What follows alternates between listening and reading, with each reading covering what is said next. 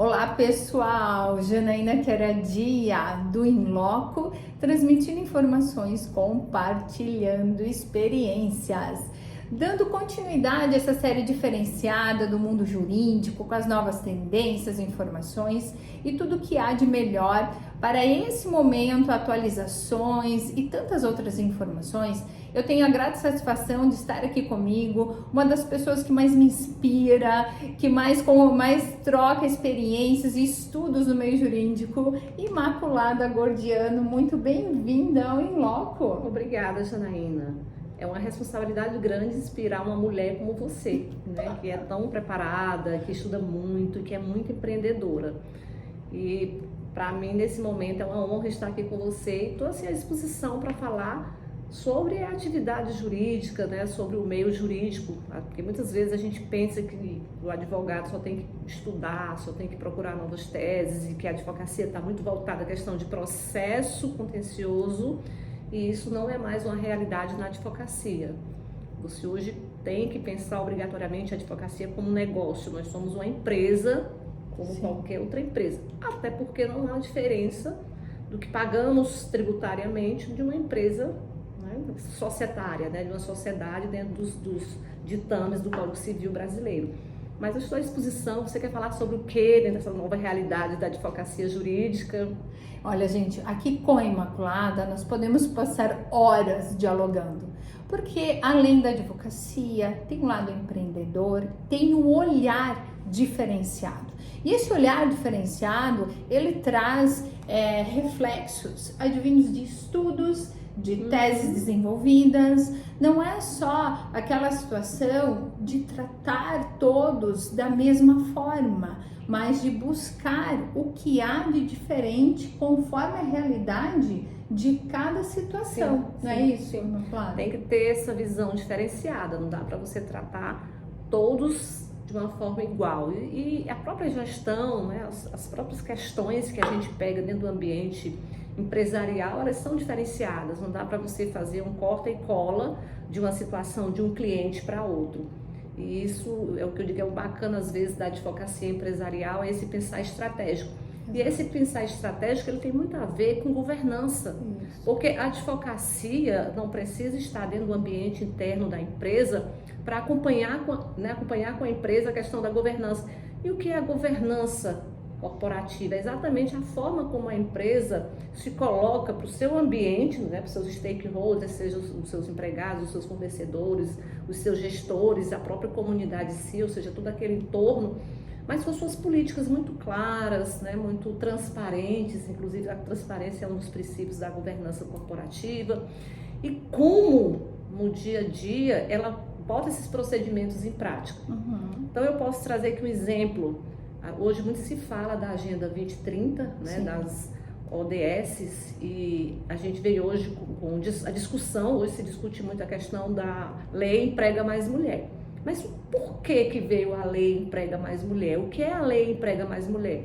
É nada mais e nada menos colocar de uma forma sistemática o que muitas empresas já fazem, né? Tudo bem que não é uma grande maioria, nem todas fazem, algumas porque não podem, outras porque realmente não valorizam essa questão da mulher no ambiente de trabalho. E nós, como mulheres, a gente sabe o quão é importante para a gente, se a gente quer uma vida, né, de dona de casa, porque o fato de eu trabalhar fora não tira de mim a responsabilidade de ser uma dona de casa, de mãe, e a gente tem essa vontade de sempre estar casando a oportunidade de ser essa dona de casa, de ser essa mãe, de ser essa empresária, de ser essa executiva, de ser essa advogada. E a Lei Emprega Mais Mulher foi exatamente as empresas desenvolverem políticas, e isso tem a ver com governança. Isso vai, né, casa-se de cheio com a questão de uma sigla que está sendo muito discutida hoje, que é o ESG, né, que em inglês é o Environment, Social e Governança. E está lá no social. Então, o que é que tua empresa faz para garantir a empregabilidade daquela mulher que está em licença maternidade, que vai voltar? Poxa, 4 meses, mesmo a empresa que faça a política dos 6 meses, porque essa possibilidade por legislação, dela deixar um bebê em casa e trabalhar 8 horas. Então, a flexibilidade hoje que permite, dependendo do trabalho, ela desenvolver parte desse trabalho em casa, né, de ter um horário flexível. Ou seja, é manter para essa mulher, ela querendo o seu trabalho. Não interessa o nível, né, de aperfeiçoamento dela no trabalho, mas querendo ou não, desde o chão de fábrica até a função de diretoria, há de uma certa forma ou de outra o impacto da maternidade, há um impacto da gestação na execução do trabalho. E aí vem o jurídico, né, com essa visão de governança. E esse é o diferencial hoje. O jurídico ele tem que trabalhar para ter processo zero. O que ele precisa é governança para que ele tenha uma visão e um acompanhamento da empresa, do que é institucional, o que é que a empresa precisa para funcionar, o que é que eu posso fazer de forma preventiva e ter uma ação proativa. E essa ação proativa vai estar exatamente dentro de uma excelente, eu vou ser boazinha, uma boa governança já atende essa ação proativa que o advogado tem que ter, ou como jurídico interno, né, corporativo, ou como uma advocacia que está ali numa consultoria, acompanhando passo a passo o desenvolvimento dessas políticas, dando opinião, orientando, participando de reuniões estratégicas, no sentido de fazer com que a empresa cresça, né? Que haja ali um desenvolvimento, que haja ali uma perenidade, né? Uma sustentabilidade, inclusive, da própria empresa, porque se ela vai entrar dentro de um programa objetivando a sustentabilidade do planeta, a sustentabilidade do bem-estar do ser humano, e dos que habitam aqui na Terra, e aí inclusive animais, né, flora, a gente precisa também ter essa sustentabilidade do negócio, da empresa. A gente vê muitas vezes em pesquisas, que principalmente as empresas familiares, que dificilmente às vezes passam de uma segunda geração para uma terceira geração, muitas vezes por falta de políticas claras, por falta de uma governança real, sistematizada, e que ela esteja conversando com o propósito da empresa, com a missão da empresa, com os valores da empresa. Na prática, muitas vezes se tem um corta e cola. Então, uma política que é desenvolvida por empresa A, ela não pode ser a mesma da empresa C. Sim. A legislação já existe e essas empresas obrigatoriamente cumprem a legislação. Mas as minhas políticas obrigatoriamente têm que ser? Não tem que ser. A política ela tem que ser desenvolvida dentro da empresa, com o seu DNA, com os seus valores. Esse corta e cola não funciona mais. E nós, advogados, a gente está, né, obrigatoriamente, até por uma questão de identidade profissional, de respeito ao cliente, acompanhar o desenvolvimento dessas políticas e estar junto na execução dessas políticas. E o legal, Imaculada, é que dentro dessas reflexões, saber que buscar fazer cumprir uma legislação que onde há tanta modificação, há tanta atualização, há tanta diferenciação entre os mercados, há necessidade de ter, né, um corpo realmente de profissionais que possam agregar àquela empresa uma direção concreta, porque senão aquele medo que muitos empreendedores têm de fazer valer a legislação que está hoje em vigor, a legislação que está hoje dentro do seu mercado de trabalho, ela não pode impedir o crescimento da empresa. Então, há necessidade de profissionais realmente preparados, e aí é que eu te faço a pergunta, que busquem essa excelência que a gente vê, né, se refletir no trabalho que você traz para esse público. Eu percebo muito. E aí eu vou voltar um pouco para a questão da própria atividade do advogado. O advogado, ele não precisa ser um clínico geral, mas ele tem que ter uma visão do direito. E pelo menos, se não é aquela área que ele está atuando, mas que ele tenha conhecimento de que existe aquela legislação. Hoje o direito, assim como outras áreas profissionais, como a medicina, ele está cada vez mais especializado. E quem está especializado realmente vai ter condição de dar a resposta adequada, de realmente gerar uma solução para um determinado problema ou até soluções que não gerem problemas, tá? E aí na advocacia a gente não deixa de ser o estudo, né? Sim. E o estudo precisa ser sistemático. Constante. E junto, então, suas especializações, hoje o mercado já requer, dentro das grandes bancas e as próprias empresas já exigem do advogado um mestrado, um doutorado. Além disso, né, se falar do poder de reserva das leituras vastas que se tem, que se deve ter da área de economia, da psicologia, o mercado, a própria economia, a gente precisa entender como funciona esse mercado. E aí eu não trago essa diversidade de conhecimento e de entendimento não só para o advogado, para aqueles pares que estão ali na empresa, para o pessoal que trabalha na contabilidade, para os gestores de finanças, para o pessoal de administração, por exemplo. Eu chamo muita atenção para a questão do RH das empresas. Muitas vezes se confunde o RH com DP. RH é quem faz a comunicação fluir Sim. entre a empresa e os seus empregados, os seus colaboradores. É ele quem conversa, é ele que faz valer esse canal de comunicação. DP é técnico, é folha de pagamento, é benefício. E eu digo muito que o meu RH, meu recursos humanos dos sonhos, e que eu acredito que realmente funcionaria, lógico, profissional formado em administração, que saiba fazer gestão de processo de pessoas, psicólogo, assistente social. Não tem como você não ter no RH um assistente social, o quão é importante para que ele entenda, né, as dificuldades daquele trabalhador, a relação dele com a família, porque isso influi diretamente no comprometimento dele profissional, do estar ou não presente na empresa. E aí a gente vai trazer para cá a questão do absenteísmo, que tem a ver com gestão, tem a ver com governança.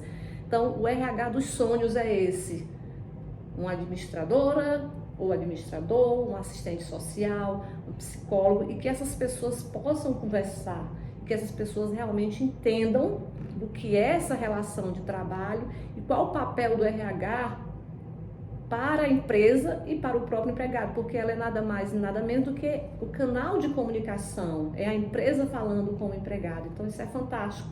E que às vezes eu lamento quando eu chego em algumas empresas, eu pergunto: o RH? E muitas vezes o RH não tem uma estrutura, não tem uma sala só para eles, geralmente estão junto com o DP, sim, ou às vezes estão junto com os setores da administração. Então, dentro desse processo de governança, se realmente a empresa quer fazer cumprir as ODS da Agenda 2030 da ONU, não adianta só relatórios bonitos para colocar, né, num site ou tá dando publicidade. Tem que ser algo prático, execuível, e que realmente os stakeholders, as pessoas que estão ali naquele entorno, possam observar que existe efetivamente aquela ação. E por que não começar dentro do teu ambiente empresarial, com políticas mais claras? E aí, Janaína, não precisa inventar a roda. Se você coloca na prática a própria legislação e desenvolve a partir dessa legislação programas que coloquem o profissional, né, que ele se sinta acolhido, que ele tenha realmente uma sensação de pertencimento dentro daquele ambiente onde ele está ali trabalhando praticamente boa parte da vida dele, isso é o suficiente. Muitas vezes não há observância da lei, e quando há é de forma só obrigatória, não como algo mais que eu posso fazer de forma diferenciada. Então tá aí um exemplo, gente, vamos ver. A lei emprega mais mulher, então muita gente critica, mas é a realidade. Nós que somos mulheres, a gente sabe, sim, o quanto é difícil a gente buscar, né, congregar essa vida da gente familiar, e não precisa eu casar e ter filhos para realmente dizer se eu tenho ou não capacidade profissional. Às vezes o próprio fato de você ser mulher já é de uma dificuldade. Então, a equidade de gênero ainda é uma bandeira que se levanta muito, né? Há pouco o nosso escritório recebeu o selo destaque de equidade de gênero pelo CESA, que é o Centro de Estudo da Sociedade Jurídica, a instituição que representa as sociedades jurídicas no Brasil, porque algo que deveria ser normal precisa participar, né, de um questionário para saber se nós estamos ou não com essa visão. E aí vou mais, né, vou além disso. Nós mulheres, a maioria, quando trabalha para outras pessoas, geralmente ela pode chegar a um cargo de liderança, mas muitas vezes ela não passa ali de um CEO ou um CFO, né? A gente vê hoje a grande dificuldade que as mulheres têm de entrar nos conselhos de administração, seja o conselho de administração deliberativo, seja consultivo. Hoje a maioria são homens, né? E os países que efetivamente existem mais mulheres são aqueles que há uma legislação que obriga. Então, eu não sei se infelizmente ou felizmente a gente ainda precisa de legislação para trazer essa equidade de gênero. A gente vê aqui que São Paulo, o Estado de São Paulo saiu na frente. Eu digo aqui, Estado de São Paulo, que hoje a gente está no escritório, nosso escritório de São Paulo, na W. Faria Alliance, que são uma visão empreendedora do direito, ou seja, procurar network, procurar parceiros e não concorrente do mundo jurídico e empresarial. Então, o Estado de São Paulo criou um concurso para juízas, exatamente para poder cumprir, né, essa cota ou essa legislação, essa exigência de equidade de gênero. Então, isso é lindo? É diferente, mas nós como mulheres, a gente na minha opinião, essa é a minha opinião, deveria ser algo que naturalmente se conquistasse. E aí eu digo, por quê? Mas se tem uma mulher preparada e tem um homem preparado, gente, se tem um homem e tem uma mulher preparado, e eles, né, estão ali em pé de igualdade, vocês não tenham dúvida que muitas vezes se escolhe o homem. E a gente sabe exatamente quais são os critérios, né? Sim. Sempre se diz, o homem não menstrua, o homem não vai ter licença maternidade, tudo bem, tem a paternidade, porque finalmente se reconheceu, né, a importância do pai, né, também, junto, claro, né, nesse momento de nascimento de um filho, da quebra de uma rotina de um casal ou de uma família que já está ali pré-estabelecida. Mas assim, você pode estar em pé de igualdade, mas a maioria das vezes você não entra.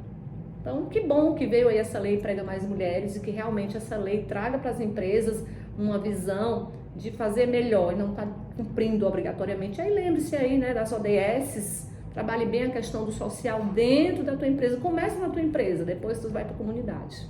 E olha que interessante que são essas reflexões que a partir de agora nós vamos trazer aqui, porque elas acabam, né, de encontro com o artigo 170 da Constituição Federal. Quando eu falo de ordem econômica, por isso que interessa para toda a sociedade, a ordem econômica advinda da livre iniciativa, da valorização do trabalho, ela, para ter a efetividade, para nós conseguirmos realmente fazer o nosso país se impulsionar cada vez mais, nós precisamos entender o que está acontecendo dentro do nosso universo. Nós precisamos entender que a questão da responsabilidade social faz parte do cotidiano aí de trabalho e ele precisa ser bem direcionado. E aí você tocou um ponto interessante e eu gosto muito né, pouco eu comentei numa reunião com os colegas que o salário mínimo do Brasil, ele não é nada atrativo.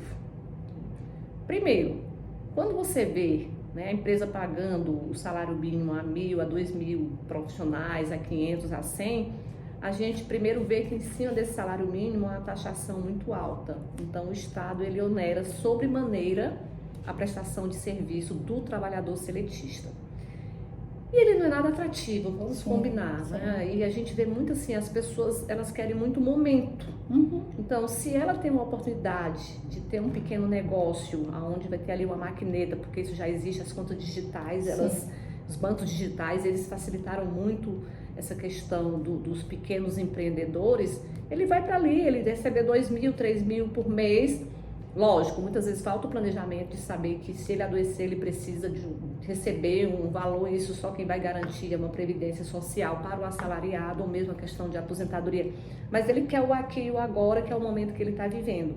E aí a gente percebe uma mudança muito grande nesse aspecto, quando vem a lei da terceirização, que antes nós não tínhamos, nós tínhamos apenas uma súmula do TST, que era a 331, que falava sobre a questão da terceirização, mas de uma forma muito mais voltada para a prestação de serviço ao Estado, e quando eu digo Estado, União, Estados e municípios, com uma forma protetiva, né? Ou seja, o direito administrativo se sobrepondo sempre ao direito laboral. Mas a gente pegava emprestado isso para as relações de trabalhos privados.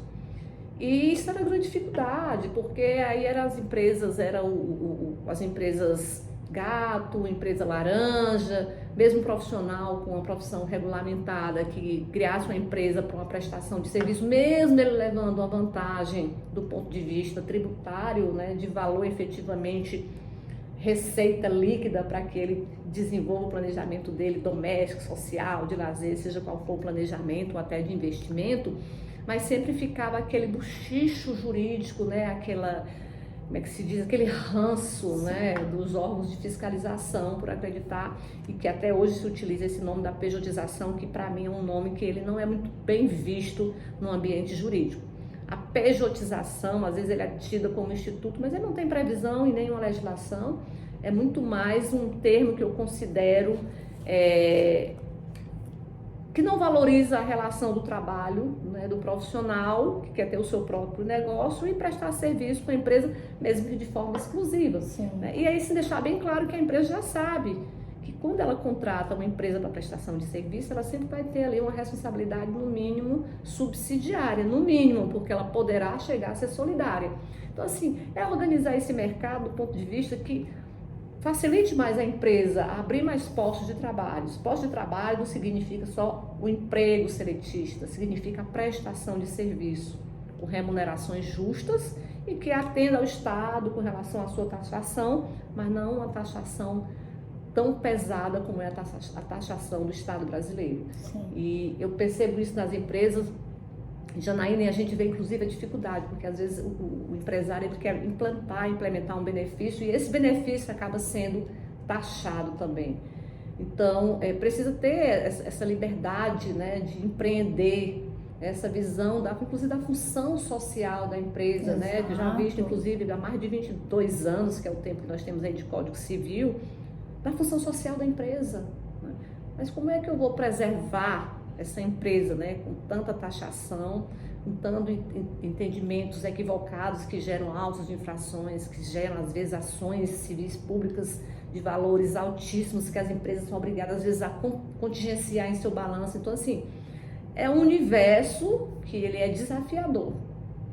Né? Por si só, por lei, já é uma atividade de risco você empreender. Sim. Mas considerando todo o arquétipo jurídico que a gente tem, né, nessa visão sistêmica do que é empreender, do que é ser empresário, é uma aventura muito grande, eu considero. E a Imaculada pode falar realmente com muita precisão a respeito disso, porque como foi dito no início, além das atividades da advocacia, ela também é uma empreendedora. É aquela que é desafiada todos os dias a fazer valer, né, esse posicionamento diferenciado de implementar as políticas, o compliance e dar efetividade à legislação. É isso, né, Imaculada? E aí vale salientar, Janaína, que o empreender também vale para a carreira jurídica. Sim, sem dúvida. Quando eu digo que a advocacia, ela hoje é um negócio, o nosso contrato, ele não é arquivado em junta comercial, é arquivado na OAB, por uma legislação específica, mas nós somos obrigados a cumprir toda a legislação que existe para qualquer negócio societário no Brasil. Não pagamos impostos como qualquer outra empresa. Mas você pode empreender também na advocacia. Né? Você pode ver efetivamente o que você pode fazer como empreendedor, um advogado empreendedor. Então a gente tem muito essa visão de que o empreendimento tem muito a ver com o mercado, né, societário, com a economia das sociedades empresárias. Não necessariamente, você pode empreender no mundo jurídico. Nosso escritório, a gente esse ano faz 25 anos. 25 anos a gente está aqui em São Paulo, a gente já tem escritório, né, com sociedade no Paraná, no Rio Grande do Sul, a gente atende já vários estados do Brasil, a gente já consegue dizer que nós somos um escritório federalizado, estamos hoje na nossa unidade aqui de São Paulo, dentro da nossa bandeira aqui de aliança na W Faria, que realmente tem sido um grande sucesso, tem sido uma network, uma relação de parceria muito grande com outros colegas advogados do mundo empresarial. Então, esse também é um empreendedorismo. Agora, eu também gosto de empreender na parte mesmo do negócio, né, empresarial, societário. Eu trabalho com tecnologia, tem algumas empresas de tecnologia, e hoje a gente vem trabalhando dentro de uma startup, né, e que vai vir realmente para dentro do mundo das relações de trabalho e das relações que tem a ver inclusive com o ESG, porque ele vai tratar diretamente da questão do bem-estar e da saúde do trabalhador, seja ele empregado, seja ele um prestador de serviço dentro do ambiente empresarial. Então, assim, eu gosto mesmo de empreender não só na advocacia, mas também ser a empresária que vai correr aquele risco do mercado. Eu adoro trabalhar com empresas tech. E aguardem, porque nós vamos ter novidades a respeito disso aqui no In Loco. Imaculada e toda a equipe dela vão poder fazer uso aqui do nosso canal também. Por quê? Para que você seja beneficiado com essas informações e entenda que esse pensar visionário, ele tem que fazer parte do nosso dia a dia, ele tem que estar aqui presente também, não é mesmo, Imaculada? Você tem que estar o tempo todo inovando, né? A inovação ela é necessária em qualquer profissão, porque se você estaciona, você acaba criando ali uma zona chamada zona de conforto e isso não leva a crescimento, pelo contrário, né? Isso acaba entrando num processo de involução e isso é muito preocupante, isso não é bom. para a pessoa, não é bom para o ambiente profissional e muito menos para as networks, né, e os crescimentos de relacionamentos que ela pode e que precisa ser feito. Então aguarde. Nos próximos episódios nós teremos muitas novidades. Eu quero agradecer imensamente, Imaculada, porque estamos juntas em muitos projetos. E esses projetos, eles não ficam vinculados só ao nosso cotidiano, eles acabam impulsionando, né, muitas circunstâncias sociais aí de relevância, e nós vamos ter a honra, nós vamos fazer questão de compartilhar com vocês nos próximos momentos, não é isso, Imaculada? Sim, estou à disposição do Inloco. Sou toda sua. Olha aí, ó. Agora eu vou aproveitar. Então aguardem. Até a próxima, pessoal.